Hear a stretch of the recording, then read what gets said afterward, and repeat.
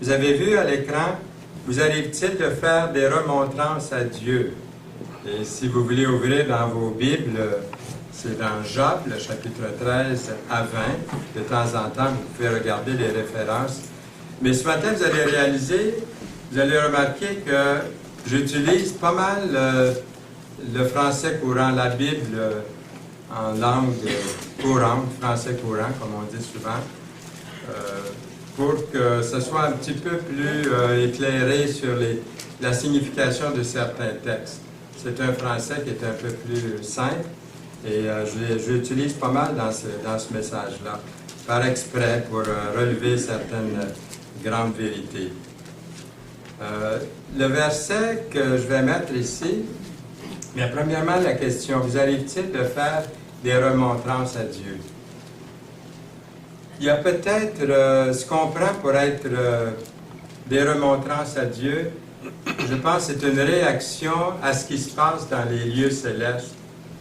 Et peut-être qu'une grande majorité de personnes vont mettre la faute sur Dieu, quand en réalité, regardez le verset Éphésiens 6:12, ce qu'il dit. Nous n'avons pas à lutter contre la chair et le sang, mais contre les dominations, contre les autorités, contre les princes de ce monde de ténèbres, contre les esprits méchants dans les lieux célestes. Donc, on entend souvent les gens dire, pourquoi Dieu fait ci, puis pourquoi Dieu permet ça? Mais au fond, ils se trompent. Ils se trompent. C'est pas Dieu. Il y a des puissances, hein, comme on voit ici, là, d'après le verset, des dominations, des autorités, des princes de ce monde, les esprits méchants dans les lieux célestes. C'est pas Dieu qui fait des choses, mais c'est tout ce monde spirituel qui attaque, qui vous attaque, qui m'attaque, et qui attaque le monde et qui empêche les gens du monde autant que possible de venir au Seigneur Jésus-Christ. Satan croyait que Job, puisqu'on est dans le livre de Job, c'est ça qui nous intéresse de ce temps-là, dans ces études que je suis en train d'apporter dans ce livre.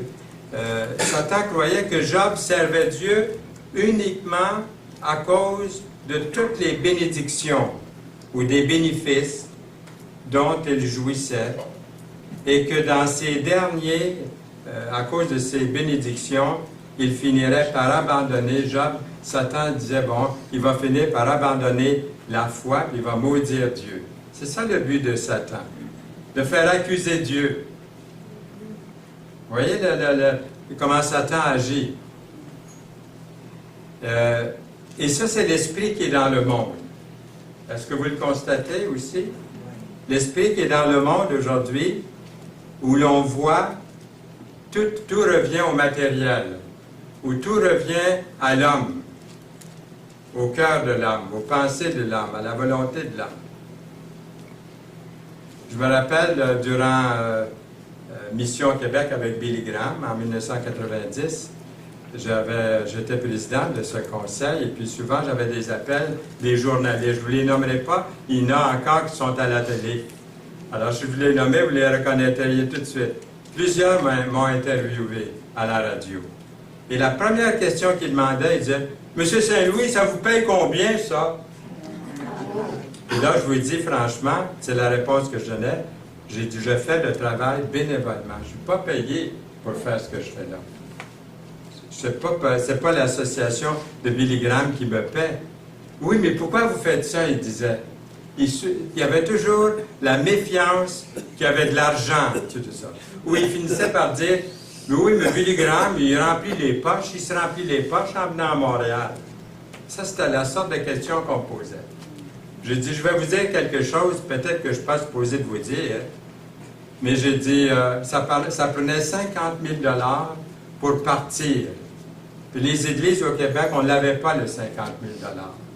Bien, ils nous l'ont avancé. Et puis les offrandes qui ont été prises, ça a aidé. Puis à la fin, il restait 15 000 $. On aurait pu, ils ont dit, gardez le 50 000 $ qu'on vous a donné. Le 15 000 $ qui reste après la campagne, donnez-le à une mission. Alors, je leur ai dit sur les ondes, j'aurais pu le mettre dans la foi vivifiante, mais on le met à Direction chrétienne. afin que ce ministère qui est public, qui dessert plusieurs églises, puisse l'utiliser. Là, il a encore posé la question, mais pourquoi vous faites ça? J'avais 2-3 fois, je lui avais dit, c'est parce qu'on voudrait prêcher l'Évangile au plus grand nombre, que des gens reçoivent, reconnaissent Jésus-Christ comme leur sauveur personnel. Reconnaissent qu'ils ont besoin d'être repentants de leur vie, d'avoir mis Dieu de côté dans leur vie, de revenir à Dieu, d'accepter le Fils de Dieu comme leur sauveur, parce qu'eux-mêmes ne peuvent pas se sauver. Nous leur présentons Jésus-Christ le sauveur. Ouais, ok, merci M. Saint-Louis pour votre entrevue, pour le temps que vous nous avez accordé. Ça paye combien? Alors, Satan prétend que Job finirait par maudire Dieu. Ça, c'est le travail de Satan. Si ces abondantes bénédictions lui étaient retirées à Job et qu'il était suffisamment mis à l'épreuve, il dirait, il abandonnerait Dieu. Satan alors obtient de Dieu que Job lui soit livré pour le tenter. Dans la prière dominicale, on dit « Ne nous induis pas en tentation ». Ça peut être l'épreuve aussi. Souvent, je dis « Seigneur, je ne suis pas Job, ne m'induis pas en tentation. Est-ce que je pourrais être capable de résister? » Mais il a donné la grâce à Job, on le voit. Il dit à Satan « Ok, tu peux le tenter. » Et puis Job est frappé presque immédiatement d'une ulcère maligne. Et Job réprimande sa femme qui le pousse à maudire Dieu. Je me souviens, un jour, quelqu'un, une famille a été très, très éprouvée. Je ne veux pas nommer de nom, là, c'est des gens peut-être que vous ne connaissez pas non plus. Mais dans une assemblée, une femme, ils avaient perdu beaucoup d'argent. C'était une épreuve épouvantable. Et puis, elle a comme témoigné, mais c'est comme si elle avait été sur le point de maudire Dieu. Mais elle ne l'a pas fait. Et quand j'ai pris la parole par après, j'ai dit, j'ai vraiment eu une certaine crainte dans mon cœur. Je me suis excusé parce qu'elle n'a pas osé aller aussi loin. Mais elle était aigrie contre Dieu. C'est le travail de Satan qu'on accuse Dieu, au lieu de réaliser que les puissances des ténèbres sont là autour. Job a quand même maudit le jour de sa naissance. Éliphaz, un des 3 amis de Job, il y avait aussi Élihu, le 4e, dont on va voir un petit peu plus tard dans les messages. Éliphaz soutient que les jugements de Dieu ne sont pas pour les justes. Si Job était si juste que ça, là, il ne serait pas éprouvé comme il l'est. C'est comme de dire à un chrétien qui est éprouvé, si tu étais un meilleur chrétien, il ne t'arriverait pas toutes ces épreuves-là. Éliphaz démontre que la fin du méchant est la misère. C'est ce qui arrive à Job, donc il doit être méchant. Que l'homme naît pour souffrir. Bien ça, il n'y a pas tellement tort, hein? On souffre tous. Et que l'affliction, dans l'affliction, il faut regarder à Dieu. Mais pas seulement dans l'affliction qu'il faut regarder à Dieu. C'est là le problème, c'est que quand il y a l'affliction, soit qu'on s'objecte contre Dieu ou on continue à louer Dieu, comme on le faisait quand ça allait bien. Job montre que ses plaintes personnelles ne sont pas sans cause. C'est ça que j'ai aimé en lisant le livre de Job, c'est que tout au long du livre, Job, il reconnaît quand même, des fois il dit « qu'est-ce que j'ai fait de mal ?» oui, mais finalement, il avoue qu'il n'est pas parfait. Il reproche à ses amis leur manque de compassion dans ce qu'ils disent. Job excuse son désir de mourir, il se plaint de sa propre inquiétude, puis il va même jusqu'à faire certaines remontrances à Dieu. Bildad, lui, se base sur les temps anciens pour prouver que la destruction de l'hypocrisie est certaine. Il pense que Job agit par l'hypocrisie, que la justice de Dieu s'applique à Job. Alors Job reconnaît la justice de Dieu, mais Job fait aussi quelques remontrances, comme j'ai dit, au sujet de ses afflictions. Il se plaint de la vie et puis implore un peu de facilité avant de mourir, si seulement ça peut bien mieux se passer dans l'avenir. Tsophar lui reproche à Job de se justifier. Mais chaque accusation ne sert qu'à approfondir le discernement spirituel de Job et sa foi aussi, dans la sagesse et dans la bonté de Dieu. La loyauté de Job envers Dieu est assaillie continuellement et avec rudesse, c'est la moindre des choses qu'on peut dire, si nous croyons seulement à l'opinion manipulateur de ses amis, il peut nous sembler que Job a vacillé un peu. Pourtant, Job a affirmé sa confiance. Regardez ce qu'il dit. Job, devant ses amis, il dit, « Voici quand même, il me tuerait. Je ne cesserai d'espérer en lui. » C'est pas merveilleux de dire ça à Dieu, de dire ça aux témoins qui sont là. Cela même peut servir à mon salut. Il dit, mais devant lui, je défendrai ma conduite. Cela même peut servir à mon salut, car un impie n'ose paraître en sa présence.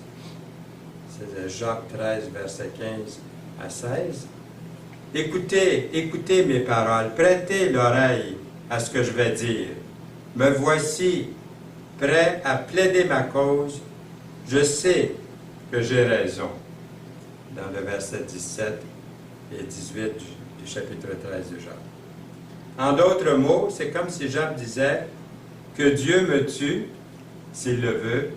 Je n'ai plus rien à perdre, mais devant lui, je peux défendre ma conduite. Et si j'ai réussi, ce sera ma victoire, car Dieu n'admet personne de mauvaise foi. Donc, il est honnête avec Dieu, il lui parle franchement. Il pouvait dire avec la plus grande confiance, « J'ai la conviction que je suis innocent. » Les amis de Job ne montrent aucune miséricorde pour Job, aucune compassion. Et c'est ça le danger de nous, peut-être des fois les chrétiens, lorsqu'on voit un autre de nos frères et sœurs tomber, de manquer d'amour pour eux, de manquer de compassion, de miséricorde. Au lieu d'écraser celui qui est tombé, on doit lui tendre la main, l'aider à se relever et avoir de la compassion. Comme Job reconnaît que Dieu a pour lui. Et que ses compagnons, ses amis n'avaient pas pour lui. Job se tourne vers le Seigneur, sa vraie source de réconfort.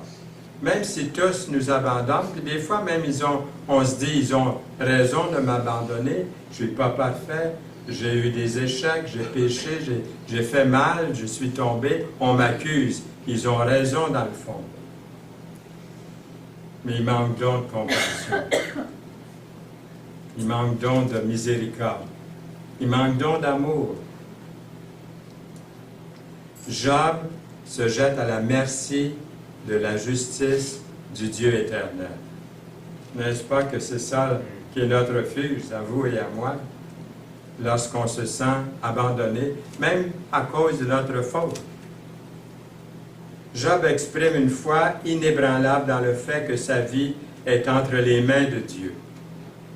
Il ne faut pas oublier que Job, il ne sait pas que ça va tourner pour le bien là, à venir. Il ne sait pas ça. Pour lui, c'est fini. Là. C'est comme quand on est malade, qu'on souffre beaucoup, on pense que ça ne reviendra pas. Hein? Puis quelques mois, quelques semaines après, hop, la santé est revenue, puis ça va bien, on marche. Et puis retrouver la santé. Il ne sait pas qu'il va retrouver la santé, puis même l'estime de ses amis. plus tard. Job reproche à ses amis leur partialité. Job professe sa confiance en Dieu. C'est la chose à faire. Il supplie pour connaître ses propres péchés et le dessein de Dieu qui l'afflige. Job dit, devant lui, je défendrai ma conduite. Verset 15 du chapitre 13. Avec un discernement spirituel remarquable, Job exprime sa confiance en quelqu'un de céleste, de saint, qui voit tout et qui connaît les cœurs. Connaissez-vous Jésus comme Sauveur et Seigneur de votre vie? Par contre, Job reproche à ses amis leur manque de miséricorde.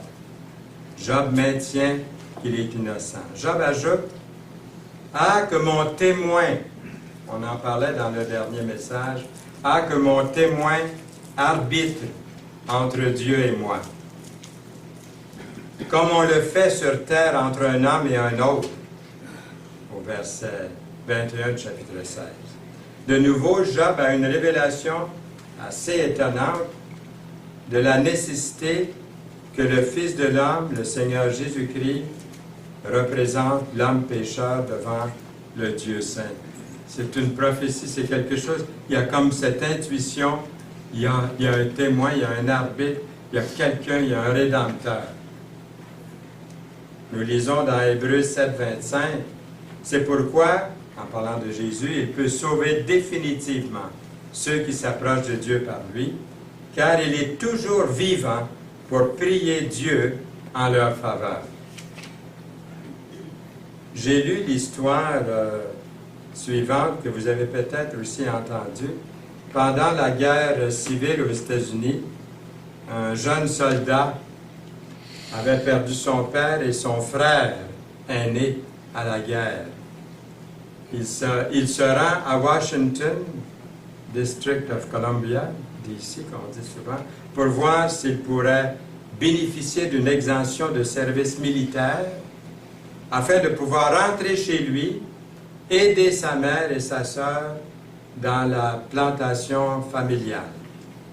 Arrivé à la Maison-Blanche, il demande de voir le président des États-Unis. Il est immédiatement, comme vous pouvez vous l'imaginer, refusé et renvoyé. Totalement découragé, le soldat s'assoit sur un banc dans un parc à proximité. Puis il y a un petit garçon qui s'approche de lui, puis lui dit, « Soldat, vous avez donc l'air malheureux. Est-ce que ça va? » Après que le soldat eut partagé un petit peu son histoire au petit garçon, le garçon dit, « Venez avec moi. » Il prend le soldat par la main, puis le conduit à travers la porte arrière de la Maison-Blanche, évitant les gardes, jusque dans le bureau du président lui-même.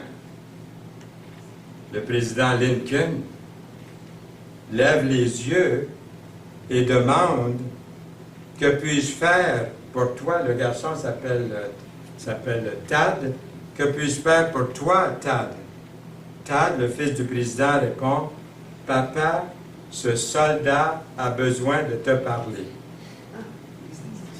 Et le soldat n'a pas été renvoyé par le président. Le président l'a écouté.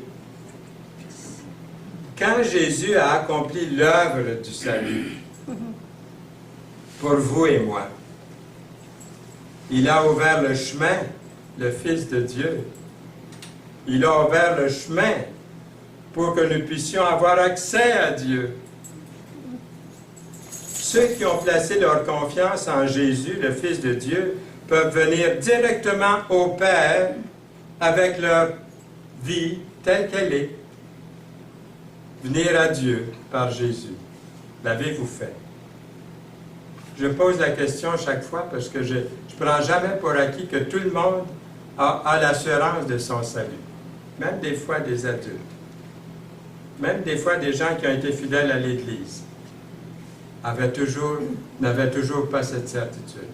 Les jeunes élevés dans une famille chrétienne, souvent, ils disent, bien, je vais à l'Église, puis je fais partie d'une famille chrétienne, j'ai des bons parents, mais Est-ce qu'ils ont été un jour, est-ce qu'ils ont reconnu un jour que sans Jésus-Christ, ils seraient perdus? Est-ce qu'ils reconnaissent que Jésus-Christ est sauveur et qu'on peut aller à Dieu par son Fils, Jésus? Que Jésus est mort à la croix pour eux, pour prendre leur vie, les sauver, leur donner la vie éternelle. Le Fils qui est assis à la maison, à la main droite du Père, le Fils, lui dit, « Papa, il y a quelqu'un ici, une fille, un garçon, un homme, une femme, un enfant, qui a besoin de te parler. Il est le seul intercesseur dont nous avons besoin. » Alléluia! Amen! Amen. Je vous raconter l'histoire de Alléluia, Amen un jour, j'en ai une bonne, mais pas ce matin. Alors, en tant que chrétiens, nous pouvons remercier Dieu que nous avons Jésus, vivant, qui vit toujours, qui peut donc intercéder pour vous, pour moi. Quand nous prions sincèrement dans le nom de Jésus, nous avons l'assurance par sa parole qu'il intercède pour nous et qu'il fait connaître nos requêtes à notre Père céleste. Tout ce que vous demanderez en mon nom, je le ferai afin que le Père soit glorifié dans le Fils. Si vous demandez quelque chose en mon nom, je le ferai. Et une chose qu'on peut demander en son nom, la plus grande chose de tout que vous pouvez lui demander en son nom, c'est le salut éternel. La vie éternelle dans sa présence. Quand je vais fermer les yeux, la première chose que j'ai hâte de voir, c'est Jésus. Quand je vais fermer les yeux ici, les ouvrir dans cette autre vie, je voudrais voir Jésus tout de suite. Mon ange gardien qui m'a accompagné, puis les autres, puis les membres de ma famille déjà rendus, les frères et sœurs, c'est bien, ça va être en second lieu, ça. Mais la première personne que je veux voir, c'est le Fils de Dieu qui m'a sauvé. Je veux voir ses mains. On dit qu'il y a encore les marques dans ses mains, d'après la parole. Je veux voir ses marques. Et s'il me permet, embrasser ses mains. Job est un exemple de quelqu'un pour qui l'amour pour Dieu suffisait plus que sa propre vie. Tous ceux qui vivent fidèlement pour le Seigneur Jésus-Christ peuvent dire avec Job, « J'ai dès maintenant un témoin dans le ciel. Oui, j'ai quelqu'un là-haut qui témoigne pour moi. » Job 16, verset 19. Dans Romains 8, 34, Christ est mort, bien plus, il est ressuscité, il est à la droite de Dieu et il intercède pour nous. Nous avons un intercesseur. Parfois, nous voyons des gens faire profession de foi, assister à l'Église, s'enthousiasmer pour l'évangélisation et d'autres choses, pour ensuite renoncer à la foi. Ça a été comme un feu de paille. On pourrait se demander à juste titre, est-ce que ça pourrait m'arriver à moi aussi? Un chrétien est capable d'une chute radicale. Tout chrétien est capable d'une chute radicale, mais jamais d'une chute totale et finale, si vous appartenez vraiment au Seigneur. Je répète ça, c'est trop important, là. C'est important pour moi. Un chrétien est capable d'une chute radicale, mais jamais d'une chute totale et finale. Considérez Pierre et Judas. OK? Pierre a rejeté Christ, comme Judas. Pierre a renié Christ, comme Judas. Mais Christ priait pour Pierre, tandis que Christ disait que Judas était un fils de perdition. Judas n'a jamais été vraiment converti. La Bible dit qu'il était hypocrite, hein, qui volait, qui n'était pas vraiment un disciple converti. Alors que Pierre, lui, il l'avait été. C'est lui qui avait confessé, tu es le Christ, le Fils du Dieu vivant. Tu es le Messie. Ainsi, Pierre est revenu à Jésus-Christ après sa chute de péché et d'apostasie. Judas, lui, n'a jamais été repentant. Des remords, Judas en a eu. Ce n'est pas des remords que ça lui a pris, c'était la repentance pour venir à Jésus et le suivre. Parce que Jésus intercède pour nous, comme Jésus a fait pour Pierre, il intercède pour nous auprès de Dieu le Père. Nous pouvons avoir confiance que nous ne nous éloignerons jamais complètement de lui, parce qu'on lui appartient pour toujours. Ce qui rend notre génération ou notre nouvelle naissance permanente, n'est pas notre persévérance qui rend notre nouvelle naissance permanente. Ce n'est pas la persévérance. Mais quoi? La préservation de Dieu. La préservation de votre salut par Dieu. C'est pas merveilleux, ça? En fin de compte, ce n'est pas avec quelle persévérance que nous persévérons et nous persévérons, mais à quel point Dieu nous préserve dans la foi. Je ne vais pas faire autrement que de me référer à cette citation que j'ai vue. La foi, c'est comme le Wi-Fi, le Wi-Fi, comme disent les Français. C'est comme le Wi-Fi. C'est invisible, le Wi-Fi, hein? Mais elle a le pouvoir de te connecter à ce dont tu as besoin. On a eu un peu d'exemple ce matin en préparant le Wi-Fi cherchait à entrer tout le temps. Le témoignage de Job est différent de tous ceux dont la foi ne repose qu'en eux-mêmes, dans leur persévérance. Je répète, le témoignage de Job est différent de tous ceux et de toutes celles dont la foi ne repose qu'en eux-mêmes, en elles-mêmes, ou dans l'approbation des autres. Il me le dit. De telles personnes peuvent facilement devenir amères, pessimistes, englouties dans l'apitoiement sur soi. Elles blâment le destin, les circonstances d'autres personnes, d'autres gens, pour ce qui ne va pas dans leur vie. Leur image de soi dépend de comment les autres réagissent envers eux. Quand elles reçoivent des compliments des autres, leur estime de soi augmente, mais quand on les critique, elles se sentent dépourvues de valeur. Peu importe jusqu'à quel point nos circonstances peuvent être adverses, nous pouvons dire avec confiance à celui qui est ferme dans ses sentiments, tu assures la paix. La paix parce qu'il se confie en toi. Ésaïe 26, verset 3. La foi inébranlable de Job provient de son amour et de sa foi dans la parole de Dieu. Job parle, il dit, « Je n'ai pas refusé ce qu'il me commandait. J'ai gardé dans mon cœur tout ce qu'il m'ordonnait. » Dans Job 23, verset 12. Le Christ est révélé à travers le fait que Job est frappé dans l'épreuve.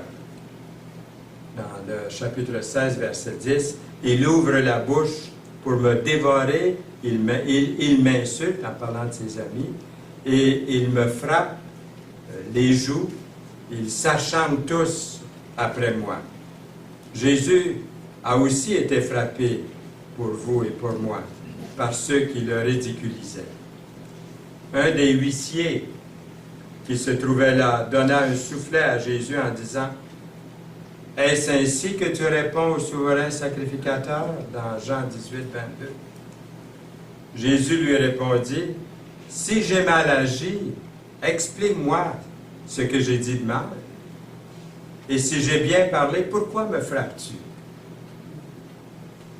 Jean 18, 23. En revenant à Job, qui présume que tout espoir de se rétablir s'est évanoui, Job en appelle à Dieu au sujet des hommes, la façon de faire impitoyable de l'homme envers l'affligé, peut étonner quelquefois, mais non décourager le juste. Son espoir à Job n'est pas dans la vie, mais dans la mort. Il dit dans le chapitre 17, « Je respire avec peine et ma vie va s'éteindre. Ma tombe est grande ouverte. »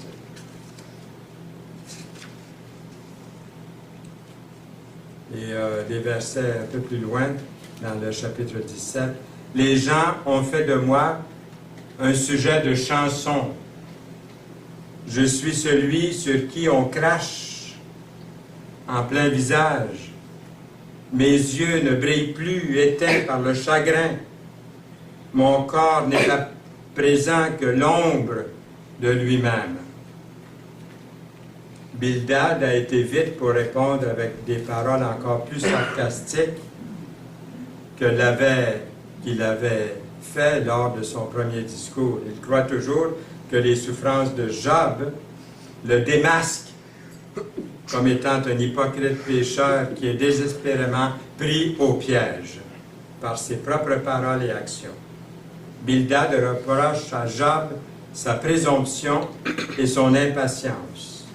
Bildad dit, « Ses pas le conduiront dans un filet tendu. » Bildad continue en disant, « Ainsi donc, diront-ils, voilà tout ce qui reste de cet individu et de sa maisonnée. » C'était ici un lieu où l'on ignorait Dieu. Quel mensonge, hein? Job n'était pas un homme qui ignorait Dieu du tout, mais finalement, on l'accuse de ça. On vous accuse de ça. Cette accusation surprenante de la part de l'ami, entre guillemets, de Job a dû être un coup dur. Mourir incompris, se dit Job, quand ses plus proches amis lui disent à sa face avec dureté, c'était ici un lieu où l'on ignorait Dieu. Dans le verset 21, chapitre 18. Ça a dû lui sembler intolérable. Mon cœur est profondément ému de compassion alors que cet homme pitoyable, Job, délaissé bien compris, regarde au-delà de sa souffrance, en tournant son regard vers le ciel et avec encore plus de discernement spirituel concernant son Sauveur. Job se plaint de la cruauté de ses amis, leur montre qu'il a suffisamment de misère en lui, il implore leur pitié, il croit à quelque chose d'autre, supérieur à tout ce qu'il vient d'entendre. Il dit au verset 25 du chapitre 19, « Je sais bien, moi, que j'ai un défenseur vivant et qu'il aura le dernier mot sur cette terre. Quand on aura fini de m'arracher la peau, eh bien, même écorché, je contemplerai Dieu. » C'est pas merveilleux? Je le verrai moi-même de mes propres yeux. C'est moi qui le verrai et non un étranger. Mon cœur est épuisé d'attendre ce moment. Chapitre 19, verset 27 de Job. Quel témoignage! Job était confiant que même si ses amis et ses proches, les siens terrestres, s'étaient détournés de lui, son Rédempteur vivant viendrait prendre sa défense. Mes amis se sont détournés de moi, je suis abandonné de mes proches, je suis oublié de mes intimes, je suis un étranger pour mes serviteurs, et mes servantes, je ne suis plus à leurs yeux qu'un inconnu. J'appelle mon serviteur, il ne répond pas. Je le supplie de ma bouche, et c'est en vain. Mon humeur est à charge à ma femme, et ma plainte au fils de mes entrailles. Je suis méprisé même par mes enfants. Ça peut arriver, hein? Si je me lève, je reçois leurs insultes. Ceux que j'avais pour confidents m'ont en horreur. Ceux que j'aimais se sont tournés contre moi. Le harcèlement continuel dont Job souffre ne sert qu'à le rapprocher du Seigneur. Heureusement. Cette révélation de la vie après la mort qu'il a est l'une des plus grandes de l'Ancien Testament et elle a béni des millions de personnes souffrantes à travers les temps, à travers les siècles. Cette espérance vivante et certaine d'un rédempteur, de quelqu'un de vivant, de céleste. Job prononce cette merveilleuse révélation alors que personne n'a une bonne parole pour lui. Et pire encore, selon toutes les apparences extérieures, Job, il vient des fois à se demander si Dieu même reste trop silencieux. Par contre, il y a ceux qui ont une vue négative des choses, qui, quand les choses vont mal, se critiquent eux-mêmes pour ce qu'ils auraient pu faire ou n'auraient pas pu faire ou auraient dû faire autrement. Ils se voient comme étant de plus en plus incompétents et incapables d'avancer. Satan va aussi utiliser ce moyen-là.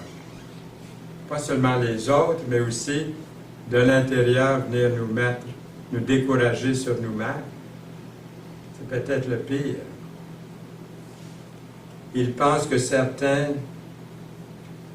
rien de bon ne leur arrive, et même si le contraire se produisait, ils loueraient jamais le Seigneur, mais ils continueraient de faire leur focus sur leur malchance.